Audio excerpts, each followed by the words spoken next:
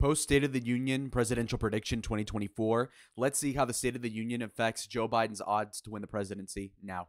So here are the beginner numbers people need to understand. So first of all, Joe Biden's approval rating right now is 37% according to NBC News polling.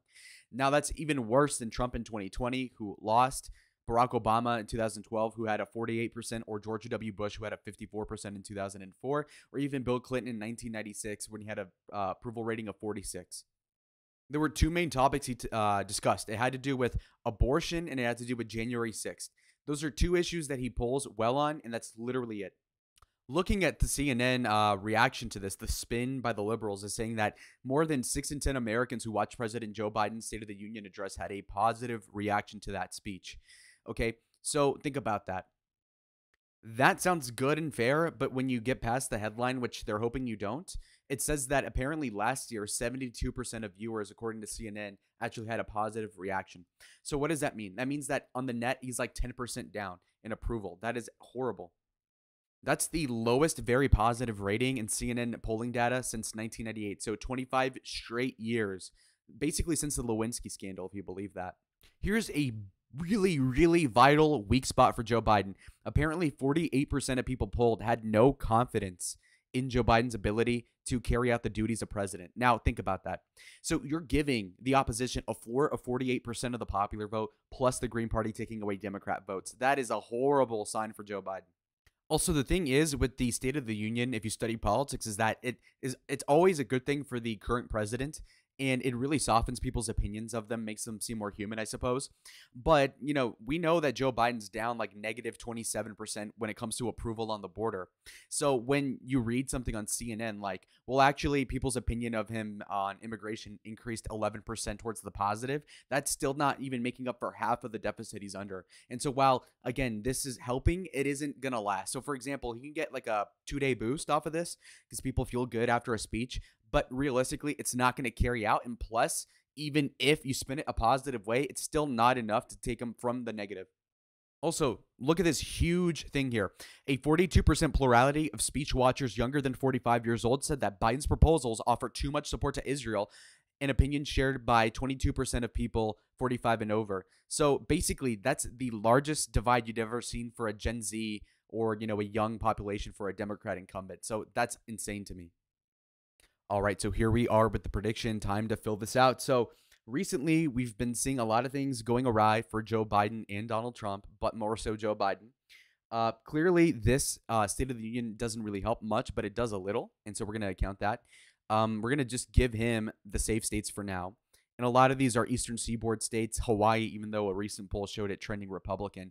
So watch out for the Asians and how they vote, because if they change their vote by a lot, that could actually make a big difference. Now, when it comes to the safe Republican states, you already know what those are. And if you don't know, oh my God, I'm tripping. Hold on. There you go. So basically, we have a sweep of the southern states, obviously the Confederate states for the most part. I mean, it's all great. And then when we're looking at Alaska, that's also something that's important because, again, that gets counted like basically the day after the elections when you get the Alaska results. So oftentimes when you are watching the election in real time, it'll like have those 3 vacant votes, even though like they're clearly going to go Republican. But anyway, we have these pretty solidified. We know that with the current turn in politics under Trump, the paradigm is that Ohio and Iowa are strong Republican states, even though in the Bush era or even the Romney era in 2012, those were not a sure thing back then, or even 2016 for that matter. But anyway, we're going to give those to Trump, okay? Now, Florida and Texas are pretty much about the same as Republican as each other, believe that or not. And with that, I think the next states that are going to go into and like with the smallest margin are going to be, first of all, we're going to deal with Nebraska because, again, this is not going to be consequential on the election math at all. Now, in 2020, there was a very niche scenario where Nebraska's 2nd district could have broken a tie, but that's not going to happen again, I think, because of the way that the electoral map changed after the 2020 census that we saw a couple of years ago. So anyway, moving on, I think we have Maine. Now, Maine at large is probably going to go Democrat, but we have one of these actually going Republican, believe it or not, and it's going to be this one in the – sorry, I'm filling this out wrong. Okay, now that we have a closer map, this is the floor for either one. So if you look at it, Trump is more at advantage, but if we start filling this in, Biden gets closer. So, for example, Colorado is liberal fundamentally. It's not something that can get flipped. The most recent election I think we won there was Jared Gardner, or whatever his name was, Cory Gardner for Senate 2014. That was in a red wave. New Mexico, similar issue. Again, very diverse in a bad way for Republicans, but also is just not great. Now, there is an exploitative angle you can take with the lack of fracking under Biden's administration and economic woes in Albuquerque, New Mexico. These hubs in New Mexico, they've always sucked economically. So, I mean, that's something to exploit there. And I think Mark Ronchetti ran for Senate or governor and actually got it somewhat close. But the fact is that it's too far. So Republicans would be smart not to spend money there. Next state, in regards to like how Democrat it's going to be, I think would be Virginia. Virginia is, if you look in the primary electoral, like basically in the Republican primary recently, like a week ago, it looked really good. In fact, for the Republicans, Loudoun County, there was a lot of turnout for Donald Trump. Relative to Nikki Haley, despite it being pretty friendly around the Nova region in the north, with respect to how establishmentarian these people are. These are straight up like DC cosmopolitan people in Alexandria and whatnot.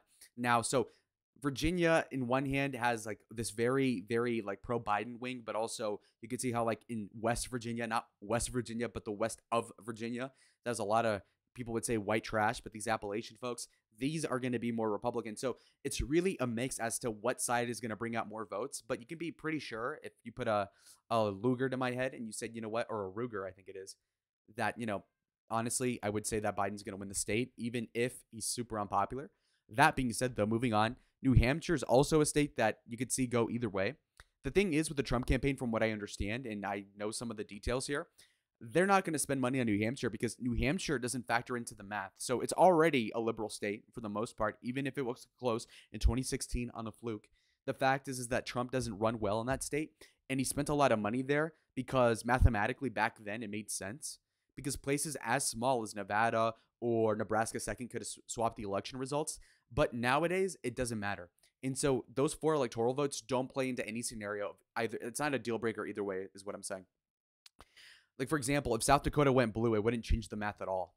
So going on, I think the next state is going to be Minnesota. Minnesota is going to go narrowly blue this time. Now, you might think, well, Minnesota went almost red. It was like 1.5 points for Hillary Clinton. But the fact is that Hillary Clinton at the time was super unpopular with that sort of vein of the party in regards to what was suitable for Minnesota. But you also have to consider the fact that the electorate in and of itself back then was just like, Minnesota was just untapped. I don't know how to explain it, but it's like a white whale politically.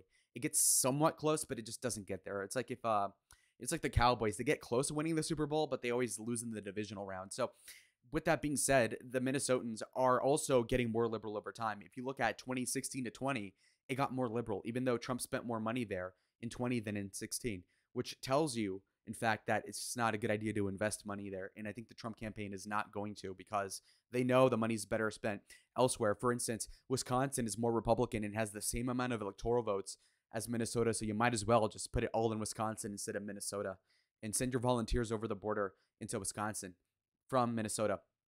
Now, going to the next state, it's going to be Nevada, which is going red. Why I put Nevada first over the other ones is because it has a lot of favorable aspects for Donald Trump, but more than that even, it also has a node of irrelevancy. And what I mean is that I don't see the Democrats putting that much money into Nevada because it really doesn't make sense for them to. It doesn't affect the math, okay? So Joe Biden, in regards to spending money, is going to be putting the money primarily in Wisconsin, Michigan, Pennsylvania, Arizona, etc. It's not going to be Nevada because Nevada doesn't affect the election, okay?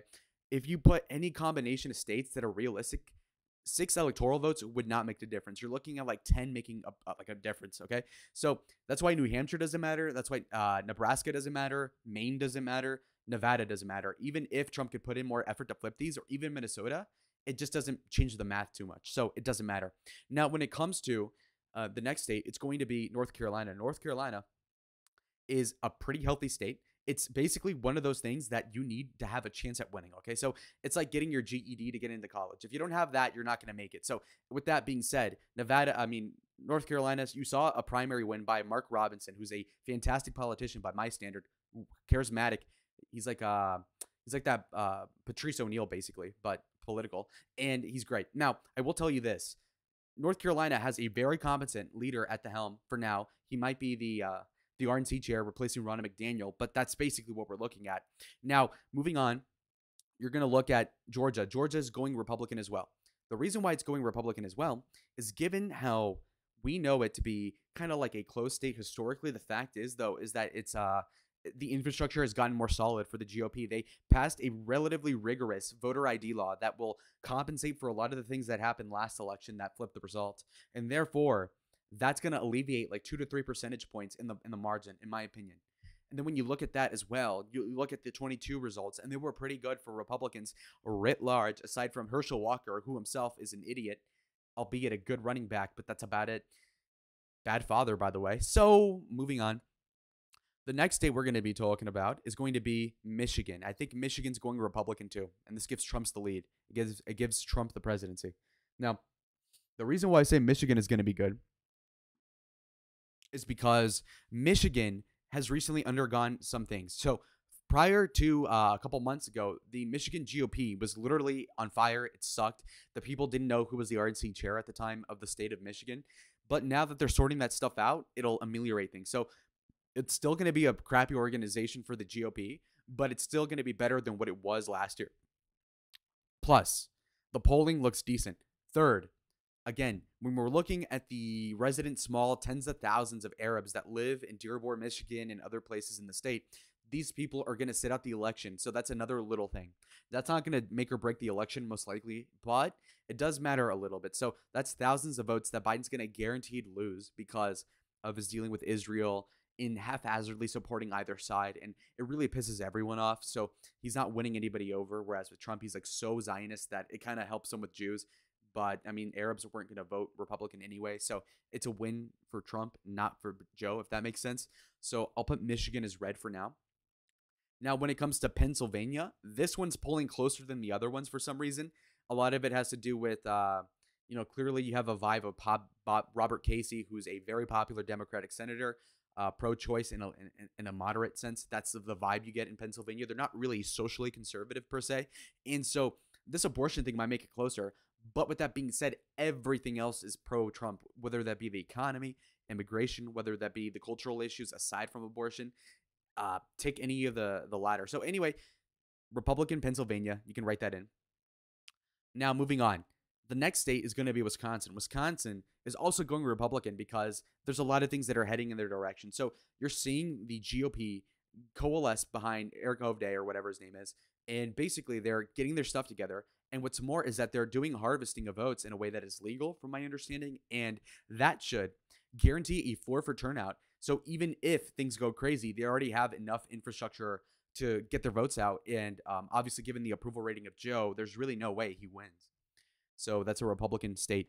Now, I think Arizona's going Republican as well. The reason why is because Arizona has an unpopular leader of the country. I mean, it's straight up just unpalatable. Joe used to have an appeal as a moderate. It's clear that he's not. And what's more is that, again, he's like, before he was like the elder statesman, but now he's just an elder with the adult diaper. And so I think people that are very like pretentious and snobby that voted for Biden over Trump are going to go back home and vote for Trump and say like, okay, look, Donald is a little bombastic, but at least he's an adult with like his brain faculty still. So I think those people, those 2016 Trump, 2020 Biden voters are going to come back to Donald. And so with that being said, that would flip the election in Arizona. So that's the map, 312 to 226. The reason why I tell you Nevada doesn't matter is because it doesn't like change the result, like it doesn't really change. Or even if you do it like maybe this. So, I mean, you see how niche a scenario would have to be for Nevada to matter, or New Hampshire. I mean, it just doesn't make sense. So, in 95% of simulations, the states of Nevada or New Hampshire, they just don't factor in. So that's why I use that loophole to not really care about Nevada. But see y'all in the next video. Adios.